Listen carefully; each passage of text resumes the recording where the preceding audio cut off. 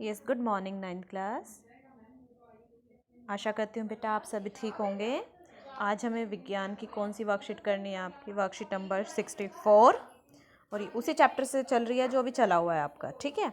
और आज का टॉपिक क्या है आपका? रासायनिक सूत्र बनाना। बेटा पेपर में ज़रूर क्वेश्चन आता है इस टॉपिक पे, 1 या 2 नंबर का, और बहुत ही आसान है। एक टेबल याद करनी पड़ेगी, मैं आपको अभी टेबल भी दिखाऊंगी। तो पहले पता होना चाहिए रासायनिक सूत्र होता क्या है, रासायनिक सूत्र बताता क्या है।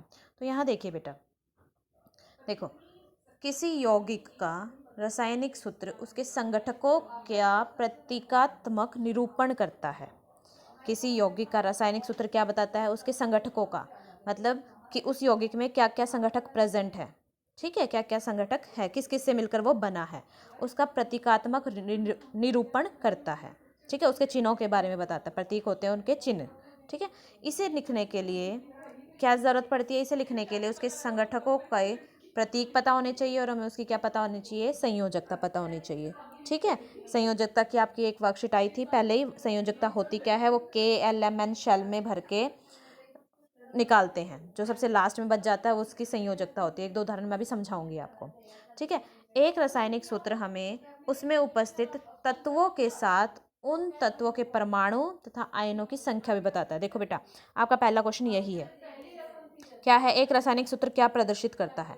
एक रासायनिक सूत्र हमें उसमें उपस्थित, इसकी जो तीसरी लाइन है ना, ये वाली, ये तीसरी लाइन ये बतानी है।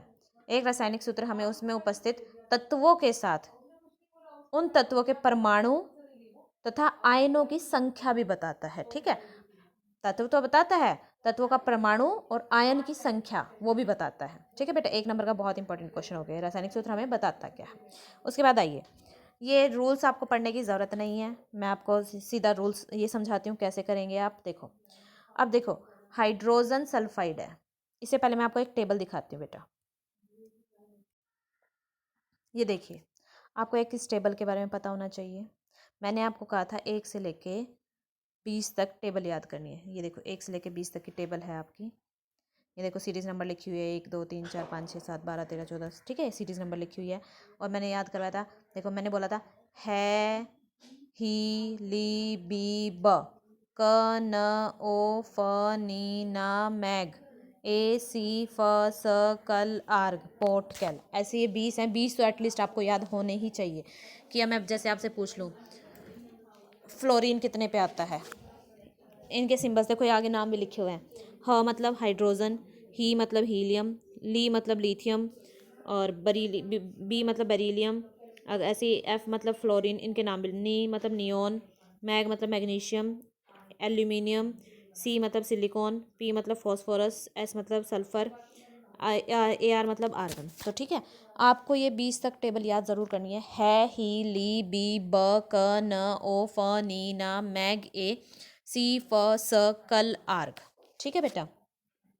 इसके बाद अगर ये आपको 1 से लेकर 18 तक याद हो गए, तो जो आज का टॉपिक है ना आपका, रासायनिक सूत्र बनाना, वो इससे रिलेटेड है आपका, ठीक है।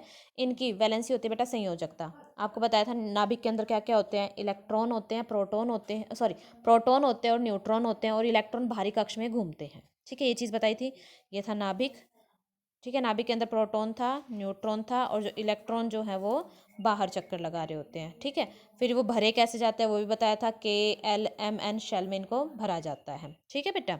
हाँ, अब देखिए, पर अब देखो, अगर मैं बोलूँ, अब फॉर्मूला जैसे पहला है आपका हाइड्रोजन और सल्फाइड का, ठीक है, वो मैं क्वेश्चन से रिलेट कर रही हूँ वर्कशीट से, हाइड्रोजन और सल्फाइड। अब हमें इनके नीचे क्या लिखनी है? एक तो इनके सिंबल लिख दिए हमने, हाइड्रोजन का लिख दिया, फॉर्मूला बनाना है किसका मुझे?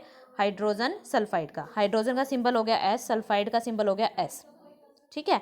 अब हाइड्रोजन की वैलेंसी कितनी है, इसकी संयोजकता कितनी है, अब चेक कीजिए। हाइड्रोजन, हाइड्रोजन का नंबर 1 होता है, ठीक है, 1 होता है। तो KLMN शेल में इसको कैसे भरोगे? के अकेले के में सिर्फ 2 आ सकते हैं, इसमें 8 आएंगे, इसमें भी 8 आएंगे, और इसमें भी 8 आएंगे। 8 से ज़्यादा हम किसी में भर नहीं सकते, ठीक है बेटा। हाँ, अब के में देखो 1 आ गया, जब यहाँ 2 हो जाएंगे तब वो अगली में कूदेगा, तो हाइड्रोजन के नीचे। अब इसकी संयोजकता भी, क्योंकि अकेला एक ही है घूम रहा है, तो इसकी संयोजकता भी क्या होगी? संयोजकता क्या होती है? जो लास्ट कक्ष में जो इलेक्ट्रॉन बचता है उसको कहते हैं उसकी संयोजकता। अब यहाँ तो अकेला एक ही है, तो इसकी संयोजकता भी क्या हो गई? 1। और यहाँ टेबल में भी देख सकते हो इसकी संयोजकता कितनी है, 1 ही है ना। अब आ जाइए एस पे, सल्फ़र की बात बताती हूँ। सल्फ़र सल्फ़र देखो ये 16 नंबर पे आता है। तो अगर मैं आपने ये याद कर लिया है ही ली बी, इससे ये पता लग जाएगा कि आपका ये कौन से नंबर पे आता है, 16। अब 16 को भरोगे कैसे बेटा, आप चेक कीजिए। 16 को कैसे भरोगे, के में कितने आ गए, 2, आगे फिर कितने भर गए, 8, 8 तो 10 तो हो गई, फिर 16 है, कितने रह गए, 6 रह गए ना, 6 रह गए ना। अब टोटल चाहिए इसको 8, ठीक है। अब इस ये 6 6 या तो दे सकता है, इसको अपने आप को ना स्टेबल बनाना होता है, आराम अवस्था में बनाना होता है। आराम अवस्था कब आएगी, या तो 2 हो या 8 हो या यहाँ भी पूरे 8 हो, तभी आएगी ना। तो 8 लास्ट में बचेंगे, तो वो कैसे आ सकती है अपने आराम वाली स्थिति में, या तो कहीं से इसको 2 मिल जाए या 6 के 6 ये दे दे। तो कौन सा आसान है, 2 देना आसान, 2 लेना आसान है या 6 के 6 देना आसान है, लेना आसान है ना। तो यहाँ पे कितने की जरूरत पड़ेगी, इसको पूरा करने के लिए 2 की जरूरत पड़ेगी। तो इसकी संयोजकता कितनी होगी बेटा, 2। तो सल्फर के नीचे हमने कितने लिख दिया, 2। अब क्या करना है, इनकी बस क्रॉस मल्टीप्लाई कर दो, आर पार की गुना कर दो।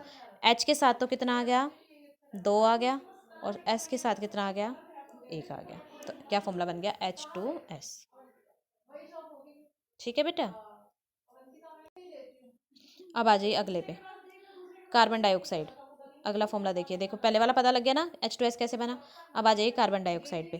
कार्बन का C लिख दिया, ऑक्साइड का, कार्बन का C लिख दिया, ऑक्साइड का O लिख दिया। अब कार्बन का नंबर पता है कितना होता है बेटा, कार्बन आता है आपका 6 नंबर पे। कितने पे आता है ही ली बी ब क, 6 नंबर पे। 6 को हम कैसे भरेंगे, 2, और वैसे क्या भरा जाता है, 2 8 8 8, 2 के बाद कितने बच गए, 4 बच गए। अब देखो इसको पूरी करने के लिए 8 चाहिए, कितने चाहिए, 8 चाहिए। तो ये 4 जरूरत है इसको, इसके नीचे हमने लिख दिया, इसकी संयोजकता कितनी बन गई, 4 बन गई। ऑक्सीजन पे आ जाए, ऑक्सीजन का नंबर होता है 8, भरोगे कैसे, 2 4 6 हो गए। अब कितने आएंगे अगली सेल में, कितने नहीं, कैसे भरेंगे, 8 नंबर को कैसे भरोगे, पहली में आ गए 2, अगली में कितने आ गए, 6। अब इसको कितने की ज़रूरत है, 2 की ज़रूरत है ना। तो 2 इसकी क्या होगी, संयोजकता होगी। तो इसके नीचे कितना लिख दिया, 4, 2 हो गया। क्रॉस मल्टीप्लाई कर दो, सी के साथ कितना आ गया, 2, सी के साथ कितना आ गया, 2, ओ के साथ कितना आ गया, 4। अब तुम इसको काट भी सकते हो, 2 एकम 2, 2 दूनी 4। तो सी के साथ कितना बना, 1, और ओ के साथ कितना बना, 2। तो CO2। समझ आइए कैसे बना। एक और सिखाती हूँ आपको मैं।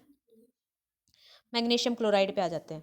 मैग्नीशियम का हमने Mg लिख दिया, क्लोराइड का हमने Cl लिख दिया। क्लोराइड का नंबर होता है बेटा 17 नंबर पे आता है। क्लोराइड कितने नंबर पे आता है, 17 पे। 17 को कैसे भरोगे, 2 8 8 तो 10 तो हो गए, अगले में कितने आ गए, 7। अब देखो इसको कितने की ज़रूरत है, 1 की ज़रूरत है ना। तो इसकी संयोजकता कितनी हो गई, 1 हो गई। मैग्नीशियम कितने नंबर पे आता है आपका, देख लेना, है ही ली बी ब क न ओ फ नी ना मैग ए, 13 नंबर पे आता है। 13 नंबर को कैसे भरोगे, 2 8 10 तो हो गए, कितनी आ गई, 3। अभी या तो इसको 8 करने के लिए 5 की ज़रूरत पड़ेगी, या ऐसा हो सकता है कि ये तीनों के तीनों दे दे। तो कौन सा आसान होगा, 3 को देना आसान होगा ना। 3 को तीनों कितना आया, 12 नंबर पे आता है, 13 पे आता है, 12 पे आता है बेटा। ये कितने पे आता है, मैग्नीशियम था और क्लोराइड था। क्लोराइड का मैंने बता दिया था, इसकी वैलेंसी इसका संयोजकता आ गई 1, और मैग्नीशियम होता है 12 नंबर पे। 12 नंबर को कैसे भरोगे, 2 8 2। तो इसको 2 आसान है ना देने, तो इसकी संयोजकता कितनी हो गई, 2। अब एक दूसरे के नीचे लिख दो।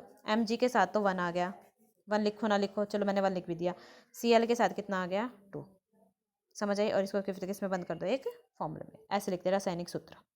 ऐसे ही अब आ जाइए कैल्शियम ऑक्साइड पे, ये वाला कैल्शियम ऑक्साइड। ऑक्सीजन का भी अभी बताया था कितना होता है, ऑक्सीजन का नंबर होता है 8। 8 को कैसे भरोगे, 2 6 हो गए 8 पूरे। अब इसको कितने की ज़रूरत है, 2 की, तो 2 लिख दिया हमने। ठीक है। ऐसे ही कैल्शियम के भी संयोजकता कितनी होती है, 2।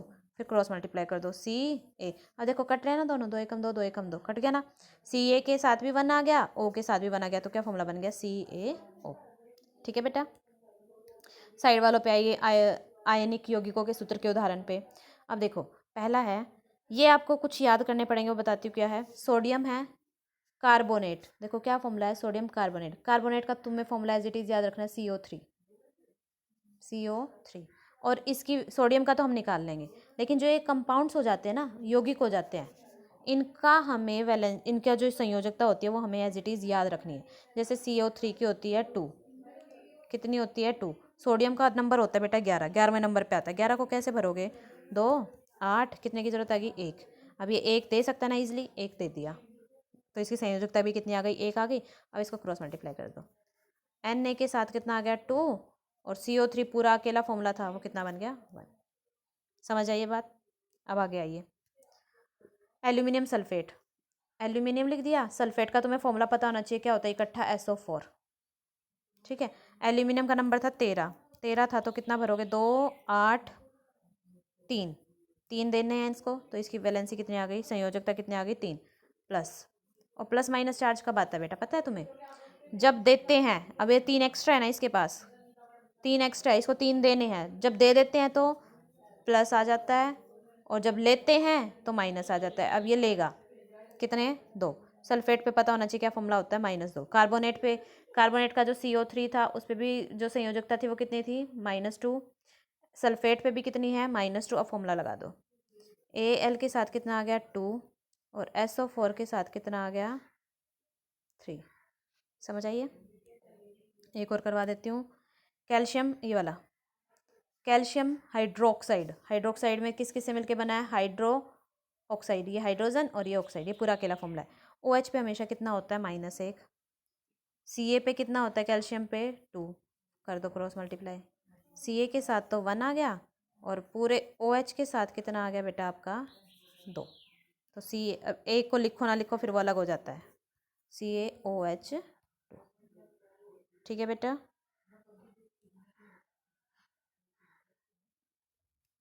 ऐसे ही तुम्हारा सोडियम नाइट्रेट है। क्लियर। अब देखो, अब आ जाइए, फर्स्ट क्वेश्चन बता दिया, सेकंड क्वेश्चन में कैल्शियम क्लोराइड, एक समझा देती हूँ, कैल्शियम क्लोराइड का Cl, कैल्शियम पे अभी बताया कितना 2, क्लोराइड को 1 की ज़रूरत होती है, फॉर्मूला बना दो। Ca के साथ तो 1 आ गया, 1 लिखो ना लिखो, और Cl के साथ कितना आ गया 2, CaCl2 हो गया। ऐसे एक और ले लेते हैं, ये वाला ले लेते हैं, मैग्नीशियम कार्बोनेट, मैग्नीशियम कार्बोनेट का भी बताया था CO3 होता है, संयोजकता कितनी होती है हमेशा इसकी -2 होती है, Mg का क्या था +2। ठीक है, 2 से 2 कट गया, 2 एकम 2, 2 एकम 2, 1 1 आ गया, तो Mg के साथ क्या रह गया सिर्फ CO3, MgCO3। ठीक है बेटा, एक ही और ले लेते हैं, एल्यूमिनियम क्लोराइड, ये एल्यूमिनियम हो गया, क्लोराइड हो गया Cl। एल्यूमिनियम क्लोराइड का भी बताया था, क्लोराइड का नंबर होता है 17, 17 को कैसे भरोगे 2 8 1, 8 नहीं कितना आ गया 7, 17 भर दिया। अब इसको 1 की ज़रूरत है ना 8 पूरे करने के लिए, तो -1 आ गया। एल्यूमिनियम का बताया था कितना होता है 13, 13 को कैसे भरोगे 2 8 कितना 3, 8 2 3। अब ये 3 दे सकता है, 3 दे सकता है, तो इसकी संयोजकता कितनी होगी 3। अब क्रॉस मल्टीप्लाई कर दो, Al के साथ तो 1 आ गया, लिखो ना लिखो, Cl के साथ कितना आ गया 3। ठीक है बेटा, ऐसे ही इसमें से एक एग्जांपल ले लेती हूँ, कैल्शियम और ऑक्सीजन का ले लेते हैं, ये ले लेते हैं कैल्शियम और ऑक्सीजन। कैल्शियम और ऑक्सीजन का भी फॉर्मूला हमने किया ही है, कैल्शियम लिखा ऑक्सीजन लिखा, और क्या बन गया Ca, और रासायनिक सूत्र का नाम बताना है, कैल्शियम ऑक्साइड बन जाएगा। नाइट्रोजन और ऑक्सीजन से बनाना है, ऐसे ही नाइट्रोजन और हाइड्रोजन से बनाना है। देखो मैंने नाइट्रोजन लिख दिया, हाइड्रोजन लिख दिया, इन्होंने खुद बोला नाइट्रोजन और हाइड्रोजन, नाइट्रोजन लिख दिया, हाइड्रोजन लिख दिया। हाइड्रोजन का तो बताया था +1 होता है, नाइट्रोजन का नंबर होता है 5, है ही ली बी ब क न, 7 होता है। नाइट्रोजन का सिंबल कितना होता है 7, 7 को कैसे भरोगे 2 और 5 भर दिया। अब देखो यहाँ 8 चाहिए, 8 चाहिए तो इसको कितने की ज़रूरत है 3 की ज़रूरत है ना, तो यहाँ भी कितना आ गया 3 आ गया, आ गया, ये +3 हो गया और ये -1 हो गया, कि ये एक दे भी सकता है और ले भी सकता है। ठीक है, अब देखो n के साथ तो क्रॉस मल्टीप्लाई कर दो, आर पार की गुना, n के साथ तो 1 आ गया, और h के साथ कितना आ गया 3 आ गया। ठीक है बेटा, तो ये सारे क्वेश्चंस भी डिस्कस कर दिए मैंने। ऐसे ये है घनावेशित और ऋणावेशित आयनों के 2 उदाहरण, ये कितने सारे उदाहरण हैं इसमें।